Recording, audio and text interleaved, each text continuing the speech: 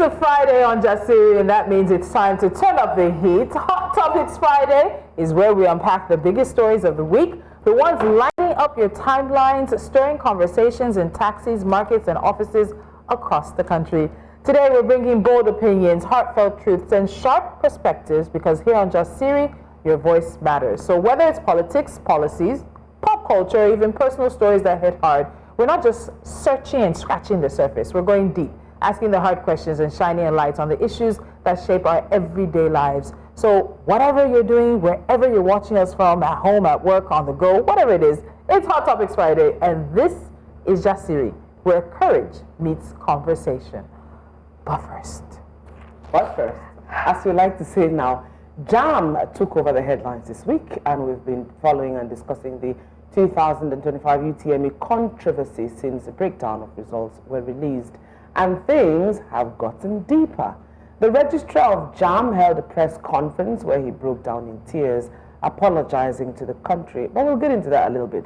We took to the streets, however, to see what experiences people have had and how they feel about what's happening. So let's take you to the streets on Jasiri. I wrote JAMB this year, and it was okay. I give thanks to God, because unlike last year it was not really giving, but this year I'm happy with my score. I wrote JAMB this year. My experience was it was good, sha. My dad took me to the center, and my exam was fixed at 2 p.m. in the afternoon, so I had time because I'm a computer literate, so I was able to. My system was good. I was able to skill through and answer questions. I mean, to students that barely have access to electricity, talking about the cost of electricity itself, to even prepare for those exams. Students that went through SS1, SS2, SS3 without being introduced to computer-based exam, and suddenly they are told to come and exercise their brilliance in front of a computer. It will be a disaster. I'm not surprised. Some people may read, but they can get to the hall and their computer will just be malfunctioning and they will not be able to write the exam.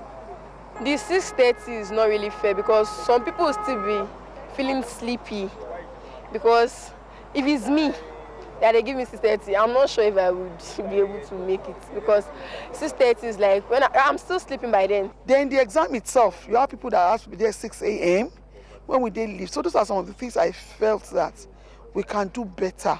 You can't expect a child to be somewhere at 6 a.m. If there's a problem with the transportation, it's too early. If the parents are not available to go with her, and issues like that. Unreasonable to expect students, these are students, these are still kids, to leave their home as early as 6, before 6, to get to places as far as Abuli Agba if you're coming from Aja, for example, just to write JAMB. There should be better ways to do that. It's inadequacy. I blame government here, and a lot is inadequate, right? You have students arrive JAMB centers as early as 7, but are not able to attend to their papers up until 3, 4 p.m. It's a disaster. The mass failure happens to be a very sad one. I had children that said they knew they would get more than 300. That really worked. So if you have, and they worked hard, and they now got 140, 120. I can't understand it. But what should happen is the students should sue JAMB. There should be a class action suit. They should sue JAMB and protect their rights, because 1.5 million failing out of 1.9 million is an anomaly. Something has happened there. I think we should scrap JAMB. I think we should just get our systems and processes right. I think we should just do the right thing. If we scrap JAMB, we scrap this, we scrap that, what measures, what processes do we want to put in place? So, I mean, there is nothing wrong with writing JAMB, but there should be an alternative now. It's a joke to say you will review a result. The students didn't take those exams in the best condition. So if JAMB had said they were going to have some students have a receipt under a very pleasant condition and maybe more time, I think that would be better. But that review is a joke, because it amounts to manipulation, and it puts a question mark on the credibility of JAMB itself. I don't think they should do it, because it will affect a lot of people. I will not advise them to do it. So this Jassi on the street was done earlier this week, before the JAMB Register did that national apology and before the news of the receipts came out. So funny enough, people had even mentioned the potential of a receipt. Some in agreement, some not, but we know that this morning there are a number of Nigerian children who are starting to resit the JAMB exam. But based off of what they said, because JAMB is a whole different conversation we're still getting into after the break, but just based on what people on the streets had to say, it's like some of them were prophets. Yeah, I think so. You know, no matter how it is, some it will fall good on some, it will fall bad on some. Even though I wanted them to have a receipt across board, but you know, students that maybe by some fluke had done very well, were like, no, I might not be able to get this course again.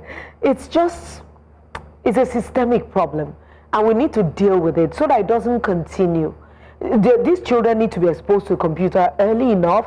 Even write some of their exams, you know, in school. Let them get used. It's like, like when you told us about how she went to an exceptional school and everybody had to do something on a regular basis, so that you know it's very they're used to it. So it's not like, do you know the tension that comes upon you when you have to write an exam? Like, oh, I just get to touch this thing once in a while. Do you know somebody, a respondent on the clip there was saying, that boy was saying that at 6:30 people who write JAMB, sometimes you go there, your system isn't working. And like Lola says, you're thrown. Yeah. Not everybody can master the art of calm at that age. You're thrown, and then what do you do as a child? You begin to panic, you hyperventilate, you shake, you know, we do and then what happens? When I heard that, okay, people are rewriting JAMB, you know, students are rewriting JAMB again, the first thought in my head was, what's the yardstick for this? Is every child writing JAMB? No, I doubt. I kind of like that it's not across board, because it will give them more time and more opportunity to focus on the few numbers that they have. Because I think a lot of people saw it coming, seeing as that's like the only feasible solution. You cannot say they should wait till next year. Yes, because Lola even said that. But how do you now decide who is eligible to rewrite? So they said it was based on the centers that had glitches. We'll get into that. So let's just go ahead and get to this break, because the ladies are taking us into the areas around the JAMB examination, the UTME examination that was, of course, overseen by JAMB. And these are some of the conversations we need to have. So we talk about this today. We also have a conversation about misogyny. Guys. I'm saying guys. I need to be saying ladies. What would you do if your driver refused to take you as his madam, as we like to say, as his boss, to the party you want to go to, and he tells you, no, you need to go home because you've been out all day? I've had a close experience. You've had, we talk about it. Of a job. We will talk about it. We'll get into all of that. Today is Hot Topics Friday, and we do have a guest joining us. Stick around. After the break, we get into the conversations.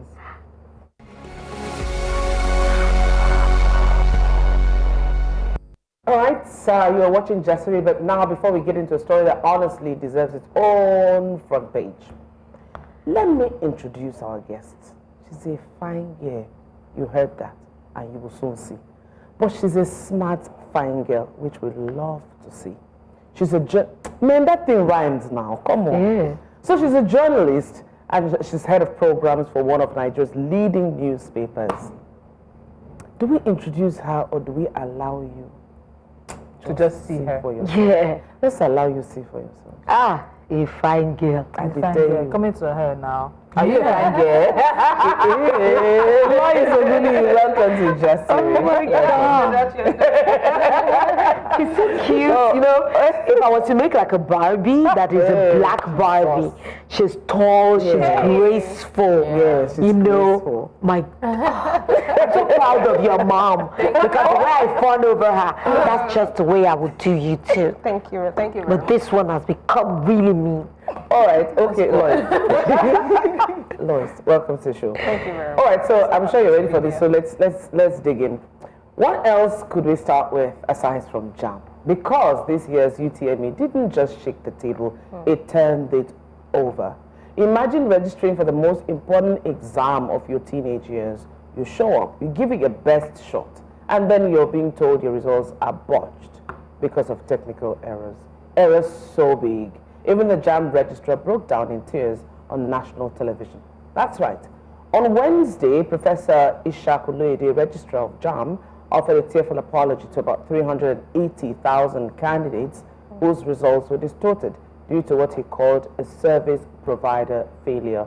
affecting 157 centers across Lagos and Owerri. And now a receipt has been scheduled for all affected students starting today, Friday, May 16th. Let's take a look.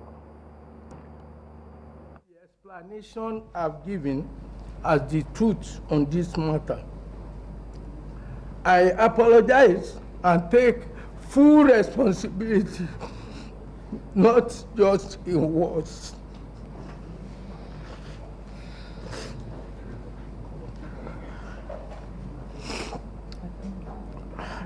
I want to say a big thank you to all of you, and may God bless us all.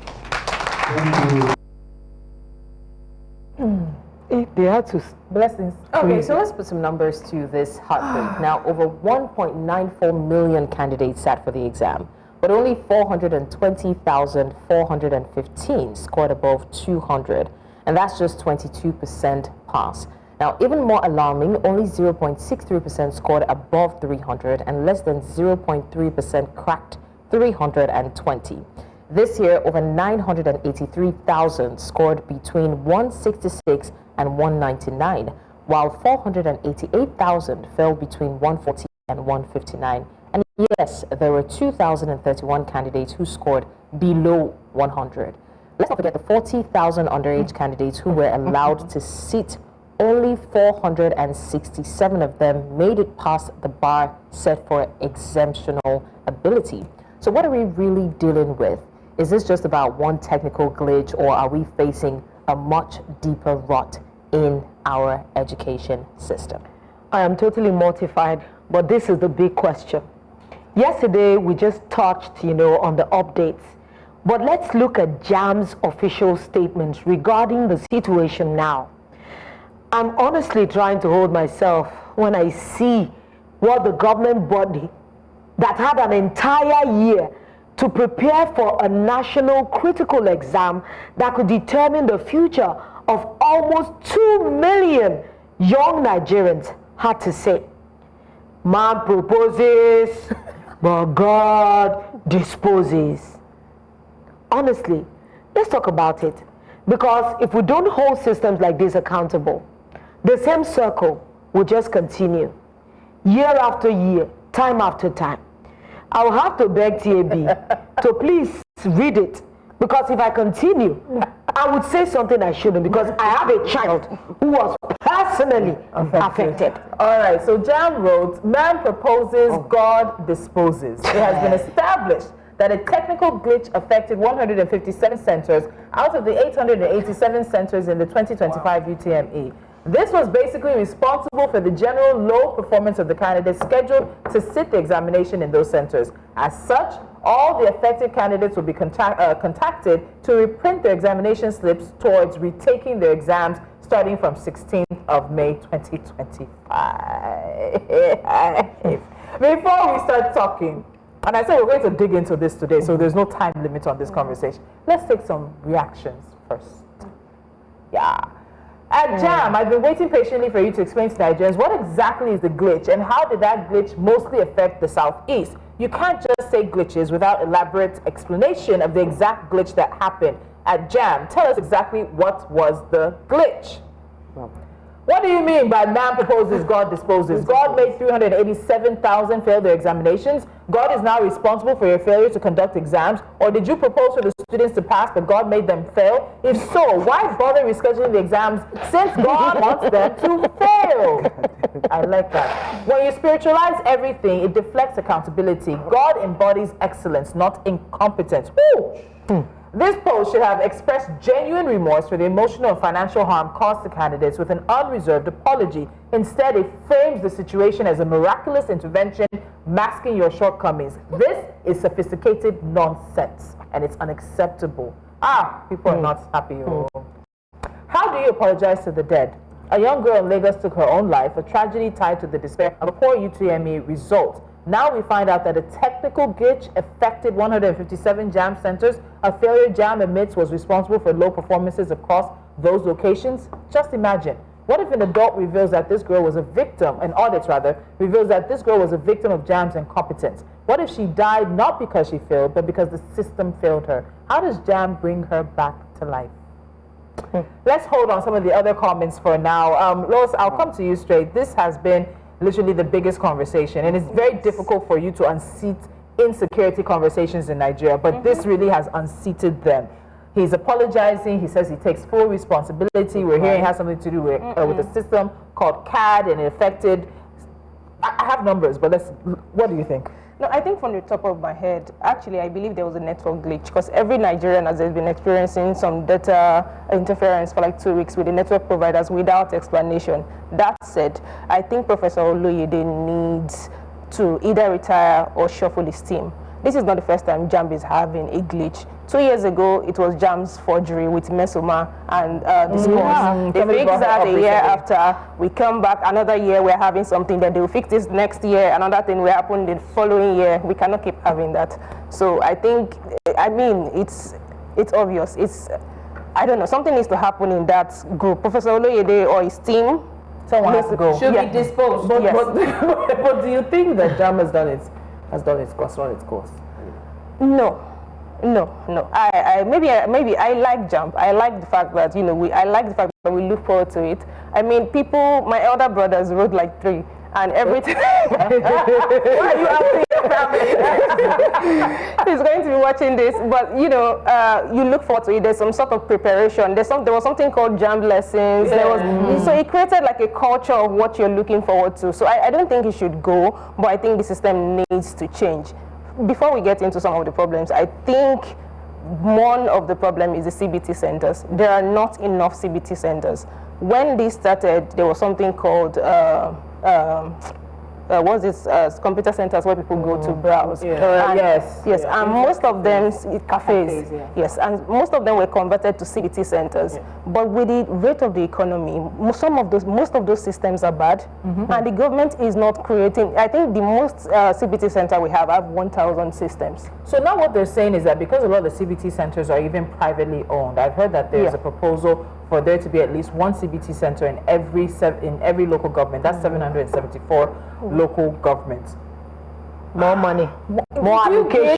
So that's my concern. Are you really going to adjust? And you made a point when we were looking at Justice on the streets. Students go all year without sitting to touch a computer. Then for an exam so critical, that's when you put them in front. And when we had Dr. Joy Isa, she spoke about digital illiteracy. There are a lot of students that were digitally illiterate when they sat for this JAMB. How were they supposed to pass? Didn't you hear one of our respondents? Didn't you feel the English that dropped from his mouth? And that is a potential. A child that has gone through secondary and primary school, secondary school. And I'm wondering that what are we really raising? There was a time in the life of Nigerians that our students were the pride of our nation. When they go abroad, they top the game of everywhere they went. But now, look at the way education is no longer attractive even to the students themselves. If you see the inadequate infrastructure in schools, everybody, like my son, I had to give him laptop to go to school to be able to practice CBT on his own.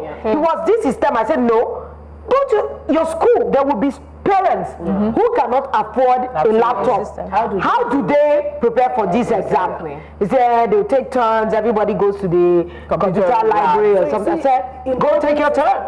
It's not in emphasis and importance are not placed where they're supposed to be placed. Hence I asked you the question, hasn't JAMB, because when we went to the streets and asked people about JAMB, I was casting my mind back the years, how many years ago I wrote JAMB, and I said, listen, is it that JAMB has done its course, or like TAB and I and the ladies on the table, we talked about, do we need other options away from JAMB? I don't think so. Exactly. And students will go to those universities to take the exam. But they did. That's UTME. Yes. So if every school set their own exam, what we were fighting over that one was because it became like, okay, you have to pass JAMB, pass post UTME. It's like a lot. But if it is one exam, you're coming to my school, I can determine if I think you have the ability to be able to, and I like the way they do it abroad. Do you know what I'm saying? How glorified. Why don't you skip JAMB and the school, if you apply for that school, I want to go to the University of Kafanchan, for example, and I go there, Let the university, like Lola said, determine if you are worthy to be in our institution and set the exam. Do you know I don't quite agree, because then each uni can now politicize it. Yes. And you think this is not being politicized? Yes. So the government can now watch it. So another thing is that if we cancel CBT centers from next year, bodies like WAEC are saying we want to start CBT examinations. Yes. From next year. Now, yes, WAEC is starting CBT next year. So I think, yes, it has a financial implication, but governments actually need to invest in those CBT centers, because now WAEC is also watching. So, you know, you're talking about, it was Catherine that was talking about who was affected. So let's look at that, because JAMB did in fact break down those who were affected by the results. So, and I want us to look at this because the numbers for me do not add up. So JAMB says that the total number of those affected by this glitch, 379,997, and they were affected across the Lagos zone, which has 65 centers and over 206,000 candidates affected. Then the Owerri zone, which is for the southeast states, which covers Abia, Enugu, Imo, Ebonyi, and Anambra, and 92 centers were affected, and over 173,000 candidates were affected. I'm going somewhere. Let's do the math on this.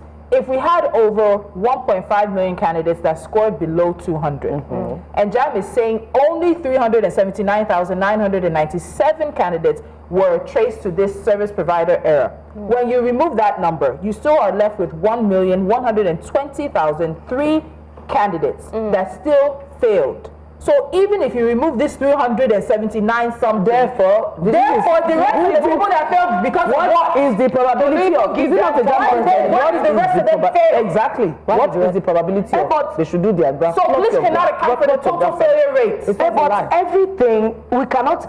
As Tolu said, I even dash JAMB 400,000. Okay. Since it's, let's just round it, 400,000 due to the glitches. So what happened to the other ones who scored below 200? Very, very terrible result. Because I think we're focusing on the glitch, on those affected by the glitch. And when you remove them from the number, as well as there's still a lot. What happened to 1 million who scored below 200? Are you telling me that they did not adequately prepare? And there's still some, despite the glitch, that would have scored below 200. Yes, we know that one. That one is a given. Is a given. But I'm talking about the overall way that education is perceived. Every time Dr. Issa sits here, I'm always like overwhelmed that we need to do something about our education system. We that have children, I have a child who is rewriting today.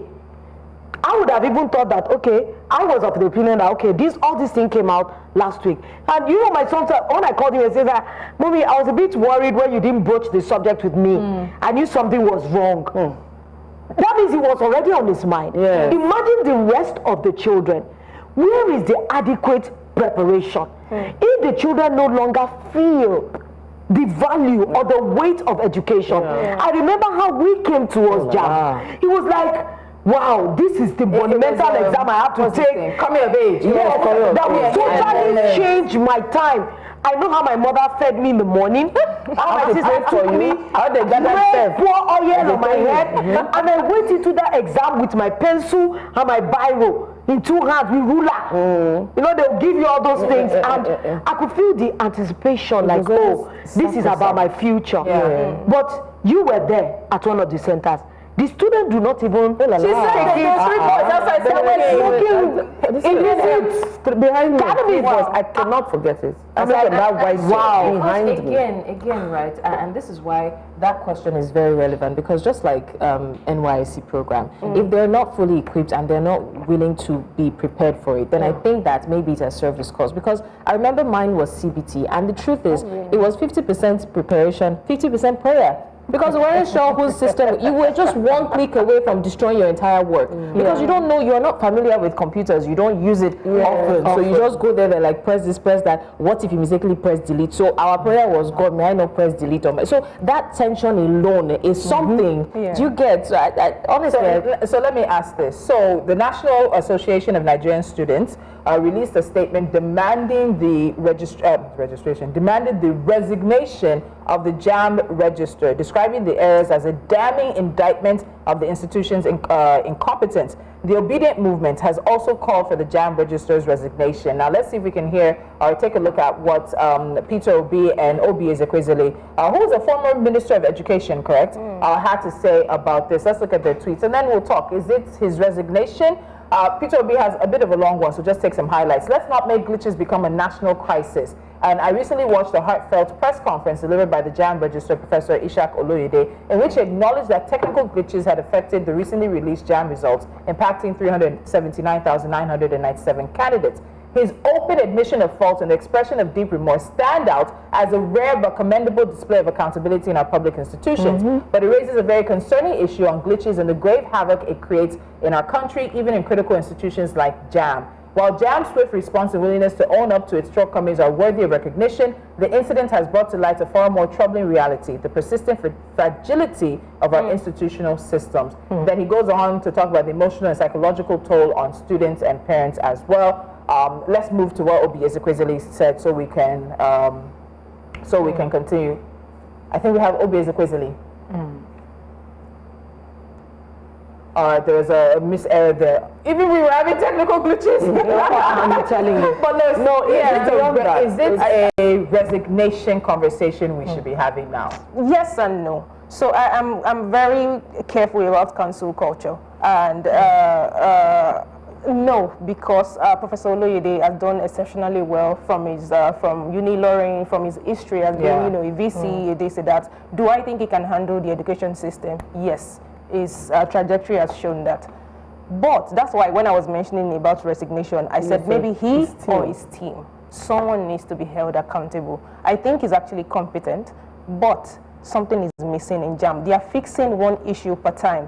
2 years ago, it was doctoring result. They fixed that. A year later, everybody passed. My cousin scored 307. I was shocked. She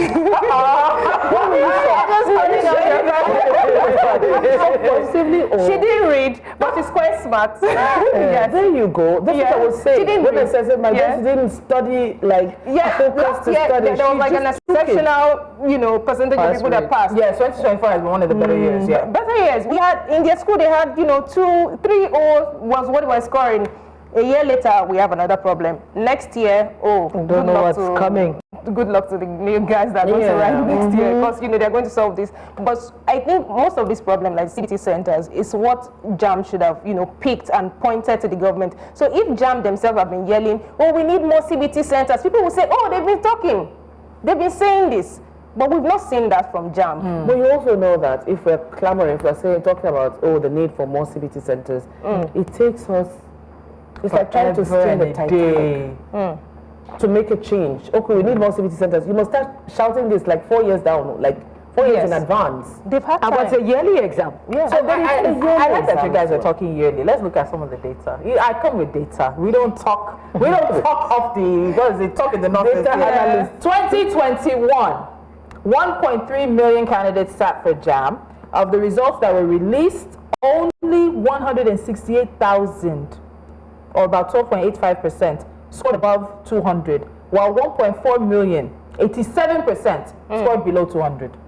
2022, 1.7 million candidates, 378,000 plus, around 22.27%, scored above 200, while 1.3 million plus scored below 200. 2023, 1.5 million, 1.1 million, well, around 76.6% scored below 200. 2024, 1.9, and you see that the numbers are increasing. So as you're giving more candidates, the failure rate is of course 1.9 candidates registered, and about just around that same number ended up sitting the exam. Of the 1.8 million results released, 1.4 million, around 76.12%, scored below 200. And then, of course, we know 2020. So if we even look at just the trajectory of the past 5 years, our failure rate consistently is in the 70, and at one point it was even in the 80-something%. There's a bigger problem at play. That's quickly. You know, when Tolu said this, I remember when parents said, you know, the data was consistently getting worse. A parent said, I was in a conversation with you where people thank God my child made it. So parents are just saying, God help me, my child will not be among those ones. My child will succeed. Let's take a break. We're not done with this conversation yet. We'll be right back after this. Now, there is a ministerial press briefing happening right now in Abuja. We'll get to that in just a little bit, but I really want us to exhaust this JAMB conversation. And I was online this morning and I saw an article about the future of JAMB from 1993. Oh, God. By The Economist. The Economist had an article. Thank you. The future of JAMB from 1993. And the part of it was that JAMB in recent times has been bugged by controversies, suggested that the body should be stripped of its admission role. The whole essence of a centralized admission body has been defeated by declining standards. In 1990 what? 1993. But as they said what? Man proposes, God disposes. That's in 1993. Can you imagine? You know, so it's a systemic problem. So the politicians have been there since. See, whether we like it or not, whether we like it or not, if we do not consider education critical, if we don't declare a state of emergency in education, you see what we're churning out. There'll be like minions that are just fed with one blue chip and they know nothing but do this, do that. They just talking. We're just talking. Yeah. I know we're just talking. But you know, every time Professor Ishaq is here, it just makes me think about the future. The future is what? Is it not them that have been promising us that, everything will be good by 2000? They moved it to 2020, vision 2020, 2023, 2030. The vision keeps getting pushed. And every time we're churning out, every day we're complaining about students on the streets. We have not even gotten those ones into school. But these ones that are in school, education is declining for them. How about the ones we are losing along the way? Look at this Timileyi, her name, that lost her life because of...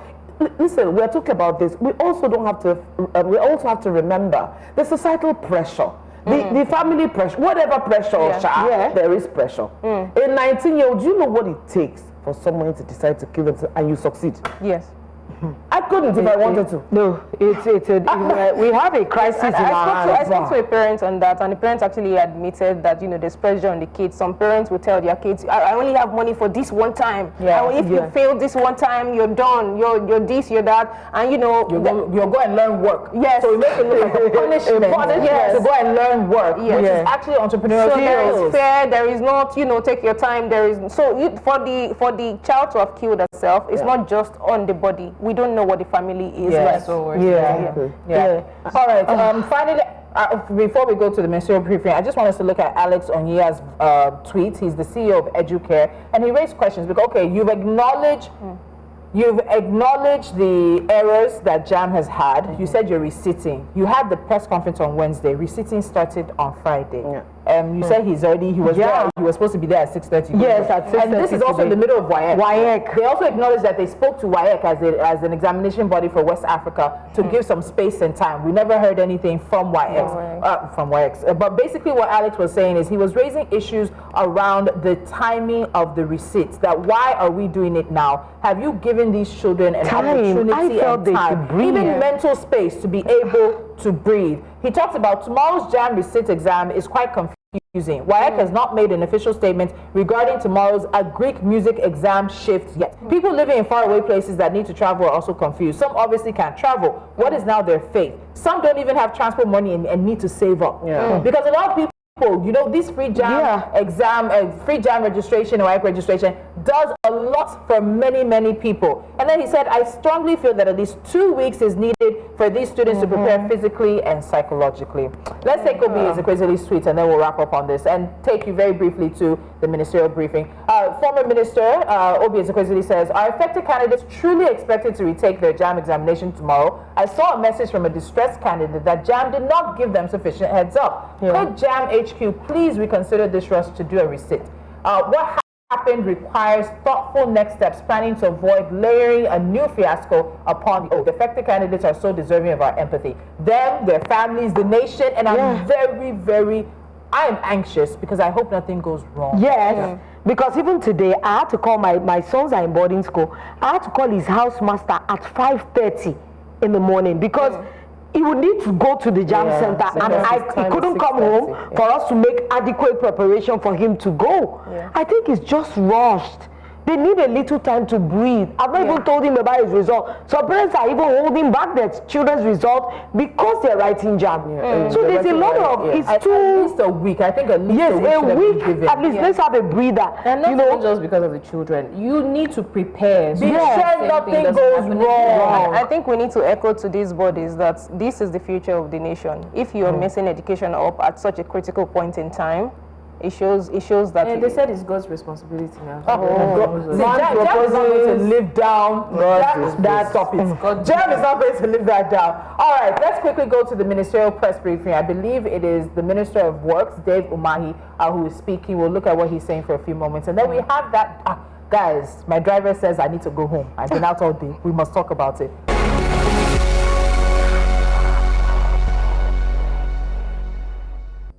Thanks for staying with us. It's still Justiri. And talking of JAMB, we don't jam another one. Ladies General of that opens us to a conversation that many of us women know all too well, but one that still doesn't get talked about nearly enough. Now let's talk about misogyny. Yes, the ugly word. It's not always loud or violent. So I'm even having goosebumps. Sometimes it creeps in through the smallest actions, from boardrooms to bedrooms, from the workplace to the streets. Misogyny finds a way to show up and show out. Now, no matter how it presents itself, the result is always the same. It limits, it dismisses, and it disrespects. Trust me, I'm smiling now, but I am so pissed. Let me tell you what sparked this. I came across a video recently, and I promise you, I watched it with my jaw on the floor. A woman was recounting how her driver ignored her clear instructions, drove her to his chosen location, which was her home, not the party she was headed to, and then, wait for it, refused to hand over her car keys as if he were in charge. Now imagine the entitlement. Let's hear what actually happened. That's what this man said to me, that me I've been out all day. That I must go home. Tell them that when you said, okay, no problem, he should come down and give you the key. I said he should come down and give me the key because me, I can't drive. He said no. That I should call police. And the thing is, my friends who were driving in front of us, the guys, they now came to the house. Do you know this guy was saying sorry to them? And I was there. Yeah. What? My brother called him. He was saying sorry to my brother who was in Ghana. And me, I was there. And he still didn't apologize. Apologize, K. At one point, he said that if not for the fact that I'm employing him, can I talk to him outside? So you've kidnapped me. We're not going to we don't have time. No. So the gist of the matter is she had been at a party or a party out, then they want to continue. You know that you're not ready to go home, but you don't want to club. They agreed where they were going in a convoy. Next thing, convoy is going this way, her driver is going this way. Taking her home. Where are we going? Where are we going? Then they get home and on the way home, she's like, no, I want to go out. Give me the key. He said no. He even told her that she should go ahead and call police. So he drives her home, they still continue this banter. Then he leaves the car and locks her in the car. And then her friends come looking for her. He starts apologizing to the guys, to the men that came, not the person who pays his salary. He apologized to her brother that called all the way from Ghana, not to the person who, and then tells her that if it was not for the fact that he works for her, would she be able to talk to him outside? No, c'est pas possible. No, please say it in English. No, that's not possible. It's possible. And so that was the point one of her fellow podcasters was making, that when she shared the story in their WhatsApp group, the guys couldn't believe it. They're like, no, it sounds like it doesn't make sense. Like, I don't know, so I don't understand. There are some things that just boggles your mind. I wonder what was going through his head. And when is that? She's a woman. When is let's go. I said, okay. Let me ask you, what would you do in that situation? I like her calmness because I would have panicked. Someone is locking me in the car. I'm not on a group chat. I'm looking for like the next way out. Like, is someone here to kidnap me? Is this a plan?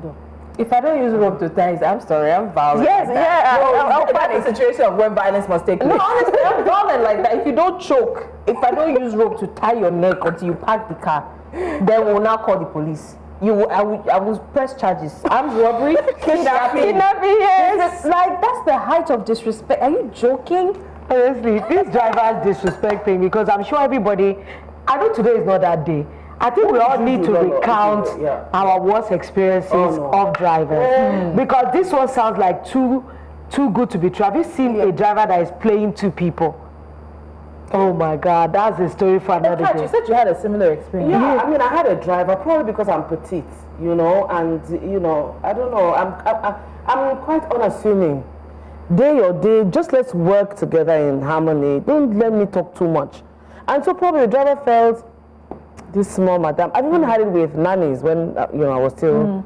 And you come to the house, you'll be wondering who is the madam, who is the. You understand? Yes, because the nanny will still tell the nanny to do something and they look you up and down. Until you change it, until you break a glass, you raise your voice, you slam a door, then they realize, hey. And I don't know why we're wired that way. Why should somebody have to be like that? I digress. So you'll be talking to the driver and he'll be grunting and you know up and down. So one day I'm the one that told him. I said park this car here, just park it.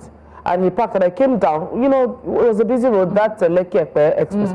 And I came down, turned to the other side. I used to wear shorts a lot, I mean, you know. So I just came down and told him, just come down, Mr. Michael, come down. He was a burly man. So what happened to you has also happened to one of the And I took the key. So she took the key from him. I took the key. I said, come down. You used to listen to her conversations with them giving her advice. That won't happen to me all the time. I'll be like, hey, Joe, Shimon Bayi Soro.